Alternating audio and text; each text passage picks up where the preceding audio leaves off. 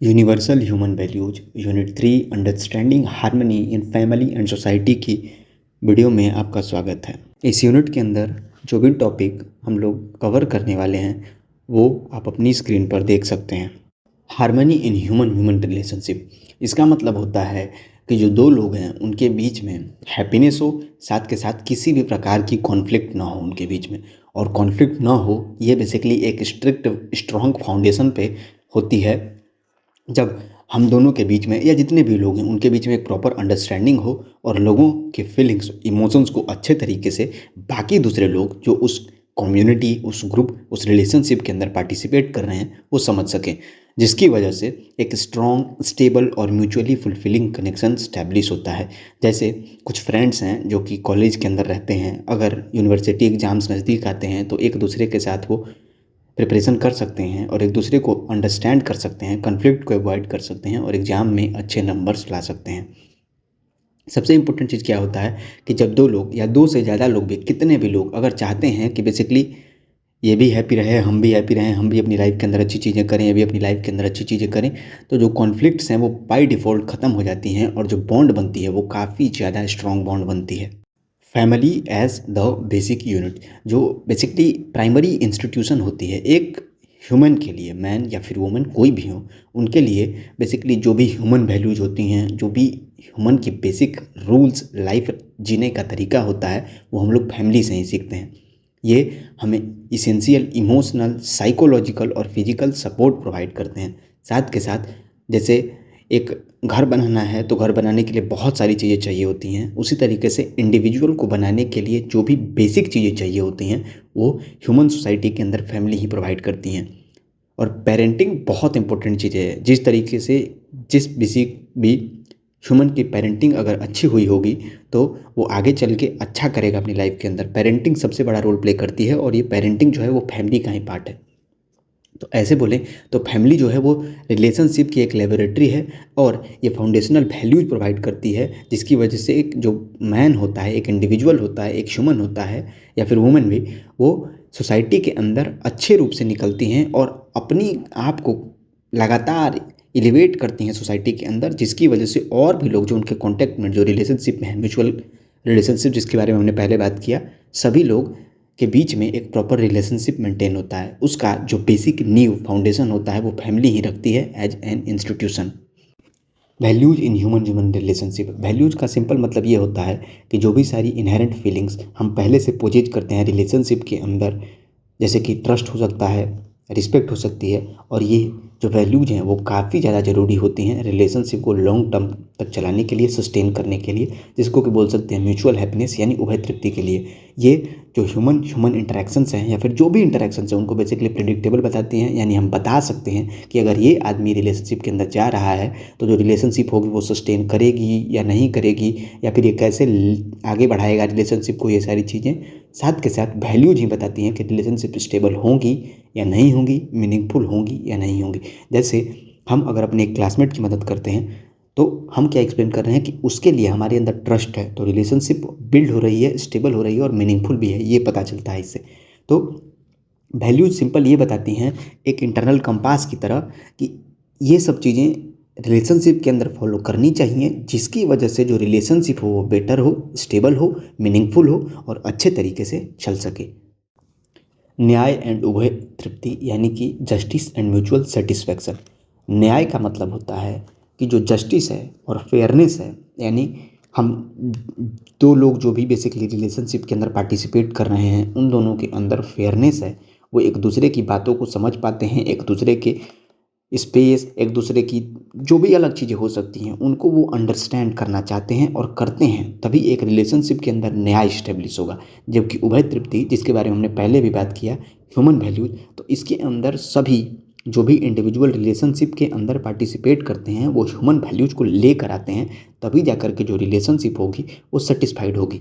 तो जो basically relationship है वो बेटर, स्टेबल, बैलेंस्ड रिलेशनशिप तभी हो पाएगी जब उसके अंदर न्याय और उभय तृप्ति दोनों को हम लोग राइट तरीके से प्रैक्टिस करें तब।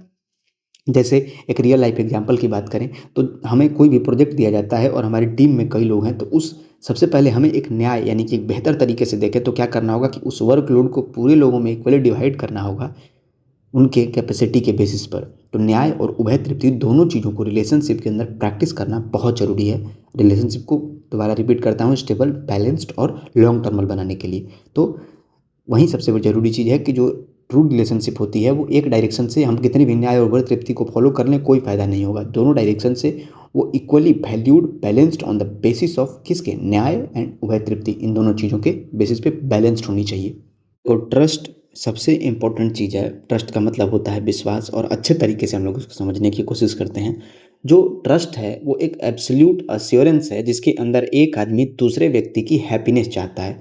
अब हैप्पीनेस का मतलब ये नहीं कि उसको नाच के दिखाएगा। हैप्पीनेस का मतलब ये होता है कि हम चाहते हैं कि वो अपना काम अपने तरीके से करे, यानी उसके न्याय और उभय तृप्ति के हम लोग रिस्पेक्ट करते हैं और वो हमारे न्याय और उभय तृप्ति की रिस्पेक्ट करता है। ये चीज़ें इसके अंदर आती है। तो उसको समझने के लिए हमें पहले ये समझना होगा कि न्याय और उभय तृप्ति क्या है। तो वही बताया गया है कि प्रॉपर अंडरस्टैंडिंग के थ्रू ही हम लोग एक बेहतर ट्रस्ट को बिल्ड कर सकते हैं रिलेशनशिप के अंदर।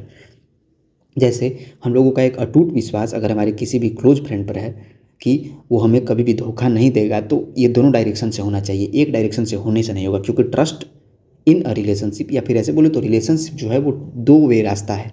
दोनों तरफ से वो न्याय, उभय तृप्ति, ट्रस्ट बेसिकली मेंटेन होना चाहिए। ये सबसे इंपॉर्टेंट चीज़ है। तो जो ट्रस्ट है वो एक एब्सोल्यूट, बोले तो हमने सबसे पहले तो ये बोला कि एब्सोल्यूट अश्योरेंस है। साथ के साथ ये एक बेसिकली कनेक्टिविटी का एक सबसे बेहतरीन तरीका है, क्योंकि ट्रस्ट है तभी तो आप लोगों से कनेक्ट कर पाएंगे, लोगों को समझ पाएंगे और लोगों को अंडरस्टैंड कर पाएंगे। अगर ट्रस्ट नहीं है, आपको लगता है कि नहीं ये तो रिश्ता शुरू होने से पहले ही धोखा दे देगा मेरे को, तो फिर तो भाई बाय बाय बोल के उसको साइड हो जाना बढ़िया है। तो वहीं यहाँ पर एक्सप्लेन किया गया है कि ट्रस्ट सबसे इंपॉर्टेंट चीज़ है, कोर कॉन्सेप्ट है। ऐसे बोले तो एक बड़ा आइसबर्ग है, तो आइसबर्ग का जो नीचे वाला हिस्सा है वो ट्रस्ट है, वो सबसे ज़रूरी चीज़ है। बाकी सारी चीज़ें ऊपर थोड़ी सी हैं, लेकिन जो एक्चुअल चीज़ है वो ट्रस्ट ही है। ट्रस्ट ही एक रिलेशनशिप को बेहतर तरीके से बिल्ड करता है।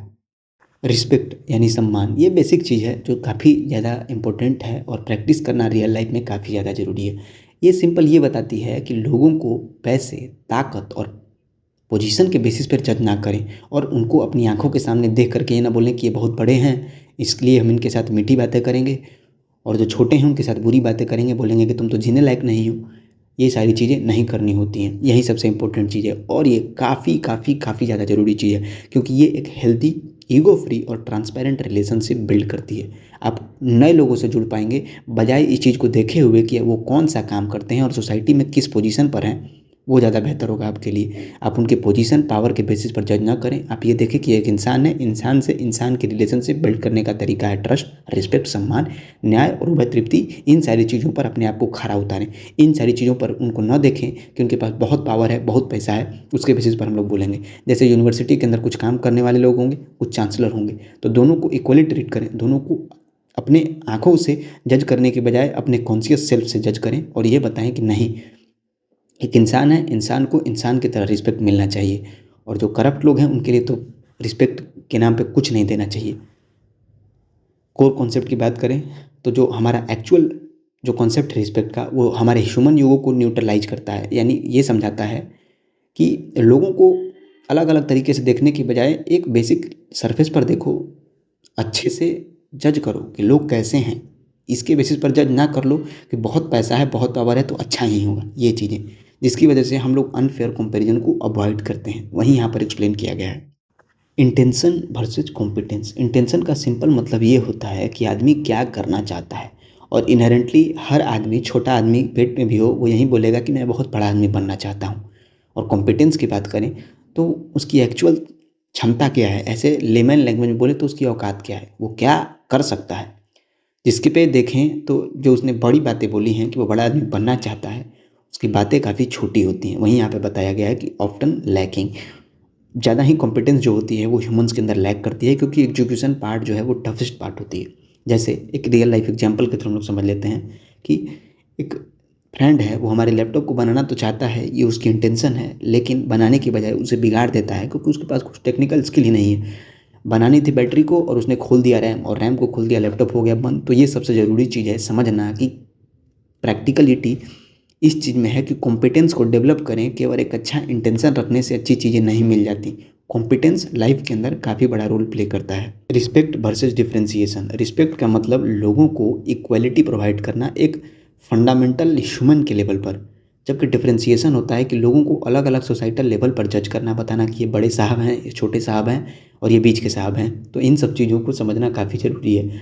जैसे रियल लाइफ एग्जाम्पल के थ्रू हम लोग बात करना चाहें तो वेल्दी जो अमीर लोग हैं और जो पुअर लोग हैं उनके साथ बात करने का हमारा तरीका ही बदल जाता है। एक बार हमें ये तो सोचना चाहिए कि हमारा तरीका क्यों बदल रहा है, जबकि दोनों तो एक ह्यूमन ही है, समझ ही रहे हैं। तो ये डिफरेंशिएशन हो गया कि हम लोग अपने बात करने के तरीके को बदल देते हैं। ये रिस्पेक्ट के अंदर नहीं आता है। रिस्पेक्ट के अंदर तो वो आएगा कि लोगों को इक्वली ट्रीट करें, अच्छे तरीके से समझें।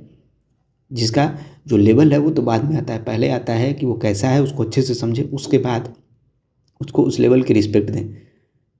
ये चीज़ ज़रूरी है सबसे ज़्यादा। तो जो रिस्पेक्ट होता है वो लोगों को यूनाइट करने में काफ़ी ज़्यादा हेल्प करता है। और डिफरेंशिएशन से आप यूनाइट नहीं होते हैं। भले ही आपको लग सकता है कि 4 मीठी बातें बोलें तो 2 अच्छे लोग मेरे साथ आ जाएंगे, पर वो नहीं, सही नहीं होता है। अच्छे लोग वो हैं जो अच्छी बातें सुनना पसंद नहीं करते हैं। अच्छे लोग वो हैं जो ये देखते हैं कि आप लोगों को किस बेसिस पर जज करते हैं, पैसे के बेसिस पर जज करते हैं या फिर उनकी क्वालिटी के बेसिस पर जज करते हैं, ये सारी चीज़ें। तो जो डिफरेंशिएशन होता है वो ईगो को और ज़्यादा पावरफुल बनाने की कोशिश करता है, जबकि ये सही नहीं है एज ए ह्यूमन हमारी लाइफ के अंदर। Other essential values in relationship, ये भी पूछा जा सकता है एग्जाम में। सबसे पहले आता है केयर यानी ममता, जिसको कि ममत्व भी हम लोग बोल सकते हैं। इसका मतलब ये होता है कि जो फिजिकल और मेंटल नर्चरिंग है, जो ह्यूमन बॉडी है, जो जैसे छोटा बच्चा है तो उसको फिजिकली और मेंटली अच्छे तरीके से नर्चर किया जाए, यानी उसका पालन पोषण किया जाए, ये ममता के अंदर आता है। जो कि बेसिकली हम लोग ममता को मदर से रिलेट कर लेते हैं।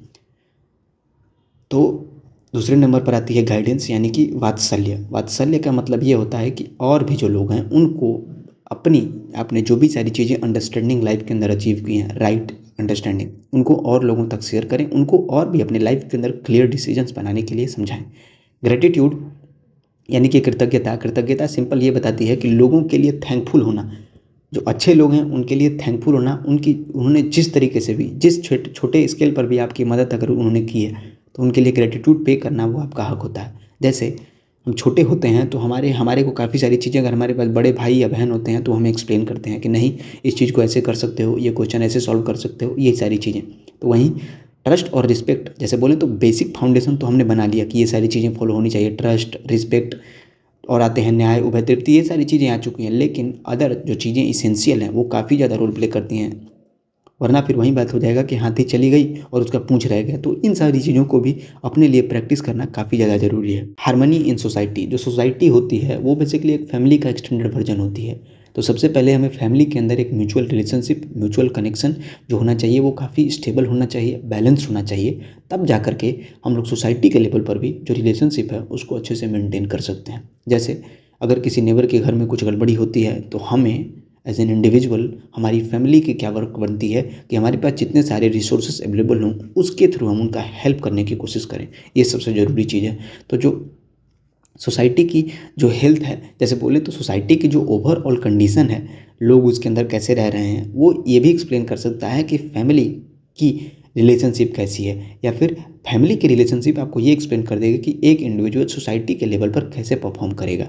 तो जो अच्छी सोसाइटी होती हैं जिसके अंदर बच्चों को अच्छा ट्रीटमेंट दिया जाता है, अच्छी बातें समझाई जाती हैं कि लोगों को किसके बेसिस पर देखना है, कैसे समझना है, सोसाइटी के अंदर एज एन इंडिविजुअल अपना क्या रोल बनता है, वो एक हार्मोनियस सोसाइटी प्रोवाइड करेगा ओवरऑल। समाधान का मतलब होता है राइट अंडरस्टैंडिंग, यानी कि अपने थॉट्स और अपने विचारों पर एक, बेसिकली बोलें तो दृष्टिकोण पर हमारा पूर्ण नियंत्रण और पूर्ण क्लैरिटी हमें होनी चाहिए कि नहीं, ये चीज़ कर रहा हूँ तो इसका अंजाम ये होगा, ये इसका रिजल्ट होगा।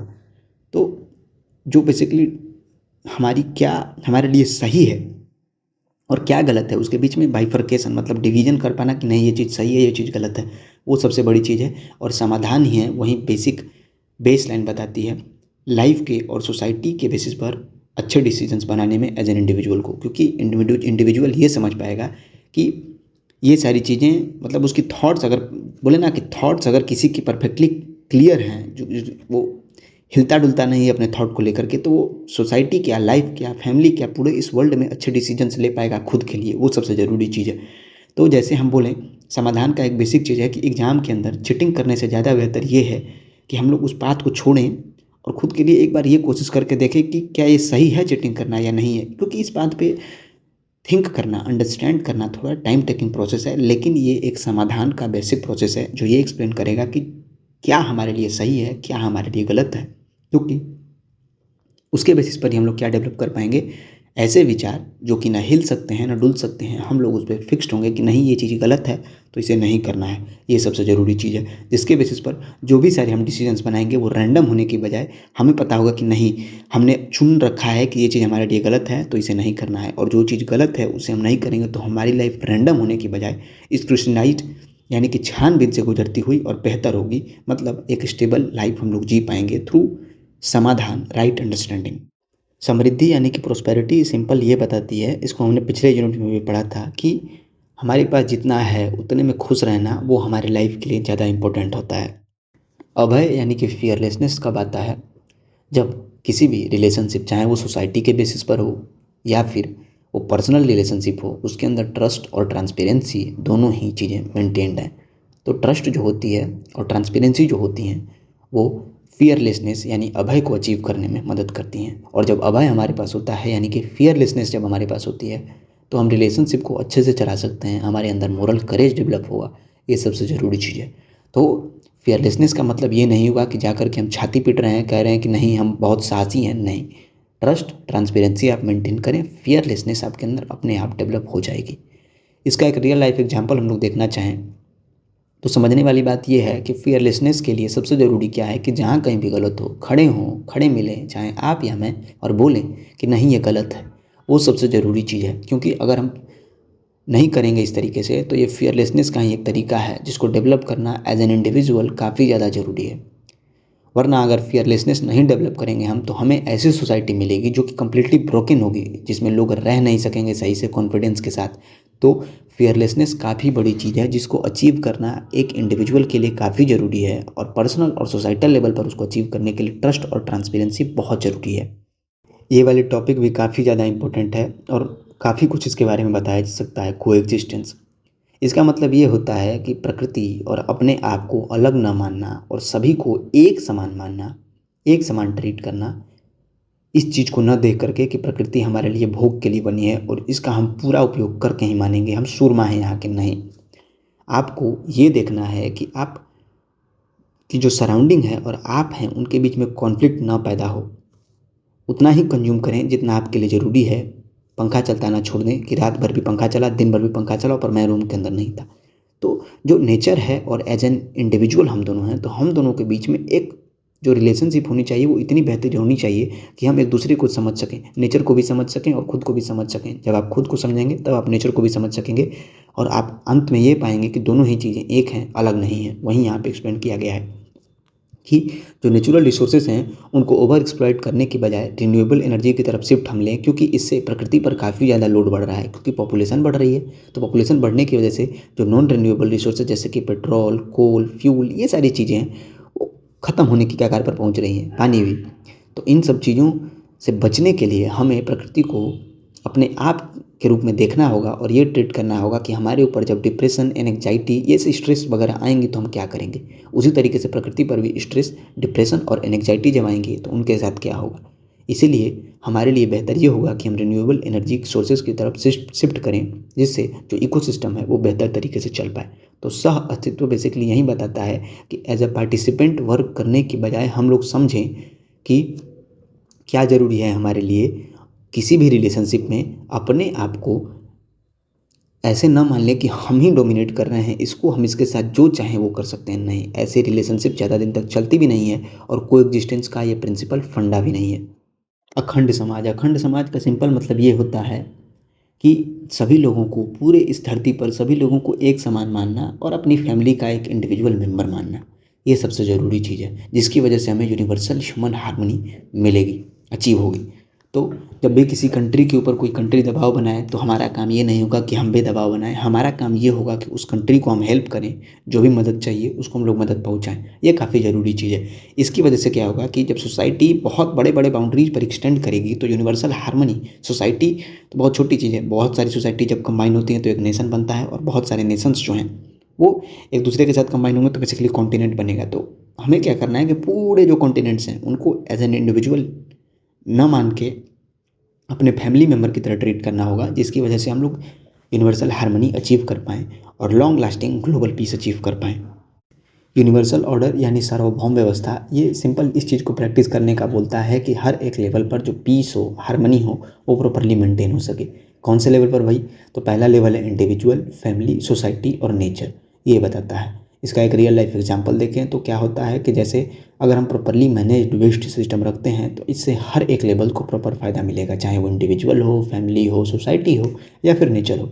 तो जब human proper understanding, right understanding रखेगा तो वो हर एक लेवल को इनरीच करेगा, सबसे पहले अपने आप को, फिर अपनी फैमिली को, फिर सोसाइटी को और फिर नेचर को। क्योंकि नेचर के साथ प्रॉपर रिलेशन बनाने का मतलब तो यही हुआ ना कि नेचुरल लॉज जो हैं उनको अच्छे तरीके से हम लोग समझ सकें, और जब हम नेचुरल लॉज को अच्छे तरीके से समझ पाएंगे तो हम अपनी फैमिली को समझा पाएंगे और फैमिली जो है वो सोसाइटी को समझा पाएंगे। इसी तरीके से बेसिकली नेचुरल लॉज को हम लोग और सार्वभौम व्यवस्था को मेंटेन कर पाएंगे।